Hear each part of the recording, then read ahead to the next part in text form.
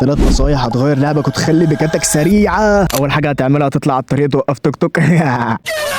بص، حاول على قد ما تقدر ما تبقاش قريب من الكفر، حاول على قد ما تقدر تسيب مسافه بينك وبين الكفر. يعني هنا انا قريب من الكفر، شايفين الحيطه اهو، شايفين هنا انا بعيد عن الكفر ازاي، شايفين واخد راحتي ازاي وعمال ابيك براحتي.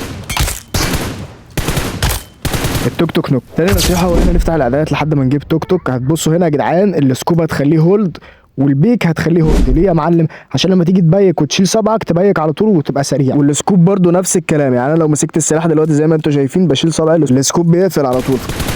النصيحة التالتة والأخيرة يا معلم، إن أنت هتحاول على قد ما تقدر إن أنت تسحب الجويستيك لجوه، يعني تطلع تسحب الجويستيك لجوه، تطلع تسحب الجويستيك لجوه زي ما أنتم شايفين. لو أنت ما بتعرفش تعملها بالسرعة دي، حاول على قد ما تقدر تعملها الأول بالراحة، بعدين تتعود عليها، وزي ما أنتم شايفين مرة في مرة هتظبط معاك. كده نكون وصلنا لنهاية الفيديو. ما تنساش تصلي على النبي عليه أفضل الصلاة والسلام، وتعمل لايك وفولو ومتابع الحاجات اللي فوق الجميلة دي. وإن شاء الله بس أوصل 1000 مشترك على اليوتيوب هوزع لكم رويال بس فازعجكم بس على اليوتيوب يا جماعة، عشان هناك مفيش حد خالص. وبس يا إخواتي، بحبكم أوي والله العظيم. أي حد عنده مشكلة في اللعبة أو بره اللعبة يكلمني برد عليكم. ما تنساش تصلي على النبي وتذكر ربنا. سلام.